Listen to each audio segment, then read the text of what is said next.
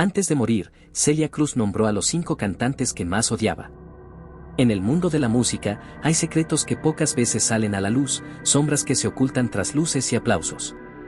Leyendas que, a pesar de su brillo, guardaron en su alma heridas y verdades prohibidas. Celia Cruz, la reina de la salsa. Siempre mostró una sonrisa radiante, pero en sus últimos años, decidió romper ese silencio regio que había protegido. Durante décadas. Más que una artista, fue símbolo de pasión y autenticidad, admirada en todos los escenarios del mundo.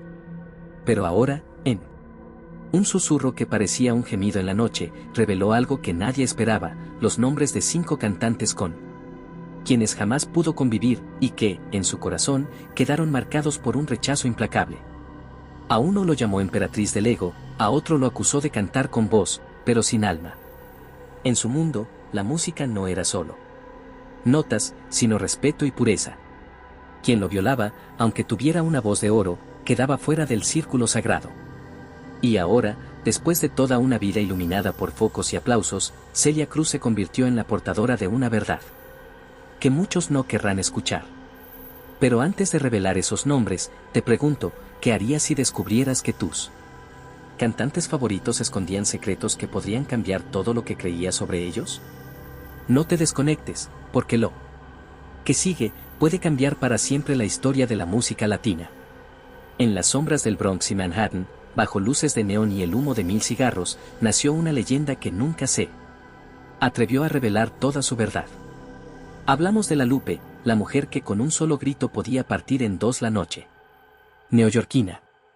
La llamaban la reina del Latin Soul, pero su historia esconde algo más profundo, algo que solo los pasillos del poder han susurrado. La Lupe y el misterio de las dos reinas. En los años 60, la salsa no era una etiqueta comercial, sino una fuerza salvaje que unía a inmigrantes y construía imperios en pequeños clubes. Fue allí, entre risas y secretos, donde sus caminos se cruzaron con Celia Cruz, la futura reina de la música latina. Ambas brillaban, pero solo una podía reinar. Fania Records apostó fuerte por La Lupe. Su energía era volcánica, su estilo impredecible, y sus actuaciones, un torbellino de pasión y escándalo. Pero la industria es un terreno traicionero, donde las lealtades cambian en un suspiro. Para finales de los 60, las tensiones internas en Fania se agudizaron. Una decisión lo cambió todo, la salida de La Lupe y la entrada de Celia como la nueva gran estrella. La prensa hablaba de una transición natural, pero los pasillos del sello contaban otra historia. Se rumoreaba que Celia, consciente de que solo había espacio para una reina, presionó silenciosamente para quedarse con el trono. Ella lo negaría siempre, pero quienes vivieron esos años aseguran que su llegada coincidió con el desplome mediático de La Lupe. Para La Lupe, aquello fue una traición envuelta en lentejuelas. Para Celia, era la ley implacable del espectáculo. El punto más tenso llegó en 1774, cuando ambas fueron invitadas a un evento benéfico en Nueva York. La organización insistió en que compartieran escenario para una improvisación final. La Lupe, con su temperamento volcánico, se negó a cantar si Celia subía. Celia, imperturbable, respondió con una sonrisa helada y una frase que quedó grabada: el público elige su reina, no una canción. La presentación se realizó, pero cada una en su turno, como si existiera una línea invisible que ninguna estaba dispuesta a cruzar. En entrevistas posteriores, Celia hablaba de La Lupe con una cortesía distante, elogiando su talento, pero evitando toda mención personal. En privado, sin embargo, admitía que nunca pudo perdonar ciertos desplantes, como el día en que La Lupe, en un programa de televisión, la llamó la señora que vino a ocupar un lugar que no le pertenecía. Para Celia, ese tipo de ataque no era solo un comentario, sino una afrenta directa a su dignidad y a las décadas de trabajo que había invertido para llegar allí. Con los años, el mito de su rivalidad creció, alimentado por biografías documentales y conversaciones de sobremesa en la comunidad latina. Algunos lo pintan como un duelo artístico, otros, como un choque de egos irreconciliable. Lo cierto es que, para Celia Cruz, La Lupe representaba el ejemplo más claro de lo que sucede cuando dos fuerzas Imparables se encuentran en un escenario demasiado pequeño, y esa herida, aunque cubierta de lentejuelas, nunca dejó de doler. ¿Y para ti quién es la reina de la salsa? Olga Guillot. ¿Sabías que antes de que Celia Cruz se coronara reina de la salsa, ya había una voz grave y aterciopelada que conquistaba toda América Latina? Esa era Olga Guillot, un símbolo de resistencia cultural junto a Celia, pero su relación estaba lejos de ser solo amistad. Cuando coincidieron en el exilio, lejos de la Cuba que las vio nacer, parecían hermanas en una lucha común. Pero pronto, esa camaradería se volvió una frialdad sutil, tejida con gestos cargados de significado que solo Celia entendía. El primer choque serio ocurrió en 1970, en una gala televisiva en Miami a favor de artistas cubanos desplazados. Celia cerraría la noche con su salsa explosiva, mientras Olga interpretaría boleros íntimos antes del gran final. Pero en el ensayo, Olga pidió cambiar el orden para que su bolero fuera lo más cercano al final. La organización aceptó. Celia mantuvo una sonrisa, pero sintió que su música, su salsa, había sido relegada a un simple aperitivo. La tensión creció más en 1976, durante un festival en San Juan donde ambas encabezaban el cartel. La promoción mostró algo inquietante, la foto de Olga en el centro, y la de Celia desplazada, recortada y más pequeña. Aunque nunca se confirmó nada, se rumoreó que fue exigencia de Olga. Celia no dijo nada públicamente, pero en privado lanzó una frase que lo decía todo: en la tarima nos medimos con él alma, no con centímetros de papel.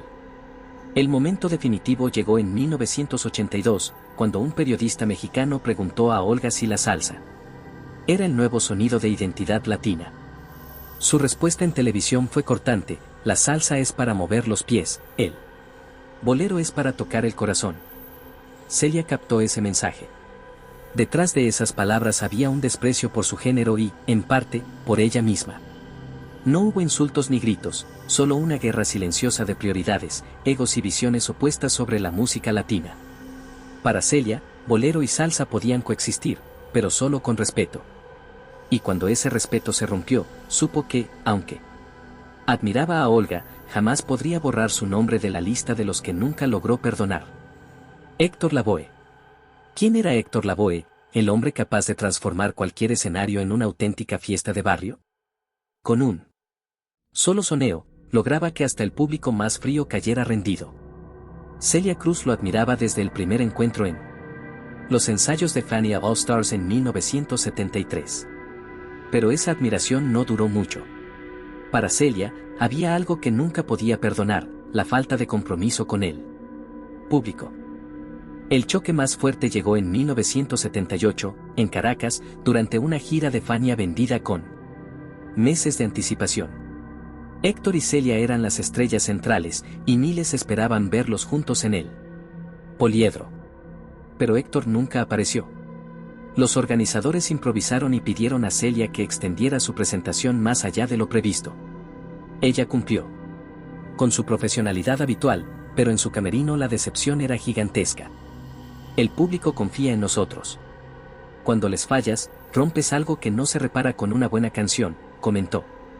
Después, en 1983, durante un festival en Nueva York, el programa incluía un dueto sorpresa entre ambos, que generaba una enorme expectativa, pero apenas minutos antes, Héctor decidió cambiar la canción por otra que no habían ensayado. El resultado fue un caos: entradas descoordinadas, cambios de tono imprevistos y una Celia que, a pesar de su tiempo, tuvo que luchar para mantener el control del show. El público aplaudió, pero ella sabía que esa falta de respeto al trabajo previo no era un simple error. La relación se enfrió aún más luego de una entrevista en 1986, cuando Héctor, entre risas, dijo que las reinas de la salsa no sudan porque no se mueven tanto como nosotros. Aunque fue en tono de broma, esas palabras dolieron a Celia. Ella, que había recorrido más de 80 países, entregando su alma en cada concierto, interpretó el comentario como un intento de minimizar su esfuerzo. A pesar de todo, Celia siempre reconoció el genio artístico de la voz y su extraordinaria conexión con la calle. Pero también sabía que talento sin disciplina es un fuego que se apaga rápido. En su memoria, las anécdotas con Héctor No son solo desacuerdos, sino lecciones amargas sobre cómo hasta las estrellas más brillantes pueden ensombrecerse. Cuando olvidan que el respeto al público está por encima de todo. Antes de continuar con esta historia llena de secretos y rivalidades, dime, ¿crees que el talento por sí solo alcanza para brillar o que la disciplina y el respeto son igual de importantes? Si te gusta descubrir las verdades ocultas detrás de tus artistas favoritos, no olvides darle like a este video y suscribirte al canal para no perderte nada. Vamos con más. Willie Colón. Ahora toca hablar del apodado el malo del Bronx. Willie Colón no solo fue un trombonista excepcional, sino también un productor y estratega musical con una visión tan afilada que podía transformar un disco en oro. Durante la época dorada de Fania, su camino se cruzó con el de Celia Cruz. Compartieron escenario y estudio, pero detrás de esa aparente armonía había un juego frágil, marcado por un respeto profesional tenso y frecuentes choques de carácter.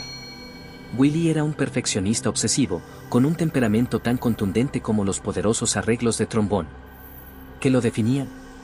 En contraste, Celia, una veterana con disciplina férrea y puntualidad casi militar, tenía su propio código y forma de imponer respeto en ese mundo implacable. El primer verdadero roce surgió en 1981, cuando Willie fue asignado como productor de uno de los discos más ambiciosos de Celia para Fania. En medio de las sesiones, tomó la decisión de cambiar el orden de las canciones y modificar el arreglo de un tema que para ella era intocable, Cúcala. Lejos de callarse, Celia, que rara vez elevaba la voz, enfrentó la situación con firmeza. Un tumbao no se corta por capricho. Pero Willie, directo y sin medias tintas, respondió que la salsa debía reinventarse o morir.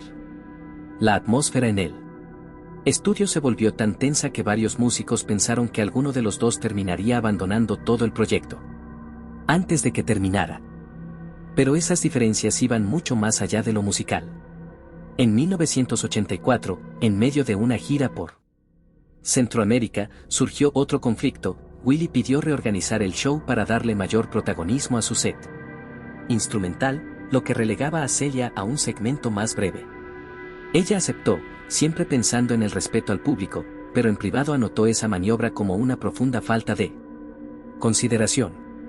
Más tarde, en confianza, expresó, un caballero no necesita opacar a una dama para brillar. La tensión alcanzó su punto culminante en 1990, durante un homenaje en Nueva York. En una entrevista en vivo, Willie dejó caer que algunas figuras de la salsa se habían vuelto complacientes y vivían de su nombre. No mencionó a Celia directamente, pero todos en el plató entendieron el mensaje. Celia no tardó en responder, con una declaración que demostraba seguridad y dignidad. El verdadero músico no necesita atacar para recordarle al mundo quién es. A pesar de todos los desencuentros y los roces, entre ellos siempre existió una profunda admiración por sus logros respectivos. Willie reconocía que Celia era un ícono insustituible, y ella jamás negó el talento, ni la inteligencia empresarial de aquel hombre. Pero esas heridas, esas decisiones, imposiciones unilaterales, los comentarios públicos cargados de ego, quedaron grabadas para siempre en la memoria de Celia. Para una mujer que luchó toda su vida para abrirse paso en un género dominado por hombres, cada desplante de Willie Colón era como una señal de que la batalla nunca terminaría. En su lista personal, Willie ocupaba un lugar especial, no por falta de talento, sino porque, en su experiencia, el genio y el ego rara vez logran convivir en paz. Y esa verdad, esa amarga realidad, era imposible para Celia ignorar. Pero nuestra última tal vez te sorprenda más. Johnny Pacheco. ¿Quién fue realmente Johnny Pacheco, el hombre que no solo fundó Fania Records y convirtió la salsa en un fenómeno global, sino también alguien cuya sombra siempre acompañó, y a veces ensombreció, la carrera de Celia Cruz? ¿Cómo puede una alianza tan poderosa ocultar tensiones y batallas internas? Johnny Pacheco, el visionario y líder indiscutible de la industria, invitó a Celia a formar parte de esa familia en 1973. Desde ese momento, su camino se entrelazó para crear historia con giras internacionales, álbumes inolvidables y la consolidación de Celia como la reina absoluta de la salsa en el mercado mundial. Sin embargo, como en cualquier reinado, las sombras de la ambición y la rivalidad no tardaron en aparecer. El primer gran choque se produjo en 1975, durante la producción del emblemático álbum Celia and Johnny. Aunque sería un clásico, las sesiones estuvieron marcadas por intensas diferencias creativas. Pacheco, con su agudo oído comercial y carácter firme, presionaba para incluir temas y arreglos que garantizaban éxito radial. Pero Celia, fiel a sus raíces afrocubanas y su identidad artística, defendía a capa y espada canciones que consideraba esenciales para su esencia. La discusión más recordada fue la de la inclusión de Kimbara. Para Pacheco, era un sencillo explosivo con potencial mundial. Para Celia, temía que esa canción opacara otras joyas del álbum. Al final, Kimbara se convirtió en un himno. Pero ese enfrentamiento dejó cicatrices difíciles de sanar. Con el tiempo, comenzaron a surgir rumores sobre favoritismos dentro de Fania. Se decía que Pacheco priorizaba sus proyectos y relegaba a otros artistas, incluso a Celia, cuando la estrategia lo requería. Otro episodio oscuro ocurrió en 1982, durante una gira por Sudamérica. Una disputa logística hizo que el equipo de Celia fuera reasignado para un show paralelo de Pacheco, lo que hizo que ella llegara tarde a un concierto en Lima. A pesar de la molestia, subió al escenario y dio todo de sí, pero nunca olvidó esa grave falta de respeto. El golpe más doloroso llegó en los años 90, cuando en una entrevista Pacheco afirmó que la salsa siempre sería un género de hombres, aunque reconocía la existencia de damas excepcionales. Intentó matizar sus palabras después, pero para Celia, ese comentario fue un recordatorio brutal de las barreras invisibles que enfrentó toda su vida.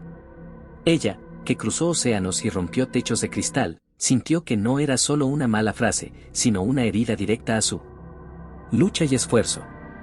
A pesar de todo, la conexión artística entre ambos dejó huellas indelebles en la historia de la música latina. Pero Celia guardó hasta el final una mezcla compleja de gratitud y desconfianza. Admiraba a Pacheco como arquitecto de un imperio, pero no podía pasar por alto las decisiones y actitudes que, a su juicio, mostraban un ego difícil de dominar.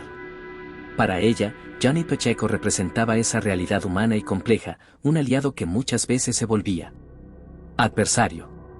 A lo largo de los años, Celia comprendió que el éxito no se mide solo en discos vendidos, giras multitudinarias o premios brillantes. Para ella, el verdadero legado residía en la integridad con la que se transita el camino.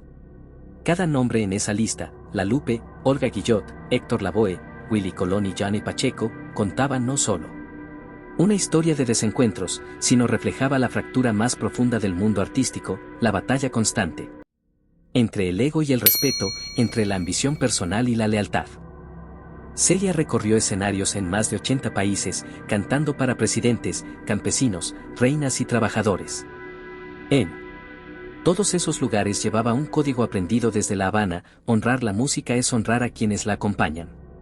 Cuando ese pacto invisible se rompe, no importa cuán perfecto sea el vestuario ni lo afinada que suene la voz, algo esencial se pierde. Sus diferencias con esos artistas no la definieron solo como una cantante formidable, sino como una mujer implacable, que jamás toleró la falta de respeto ni el juego sucio. Cada uno, a su manera, le dejó una lección sobre las trampas de la fama y los límites de la paciencia. No eran enemigos jurados, sino recordatorios de que incluso en medio del fervor y los aplausos, las sombras nunca desaparecen del todo. En sus últimos años, Celia solía decir que la música era un puente y no un muro. Sin embargo, sabía también que algunos puentes se derrumban para siempre.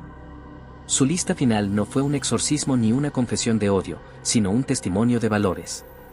No buscó cerrar cuentas con rencor, sino dejar en claro que en un mundo cegado por luces y ruido, la verdad personal es lo único que queda.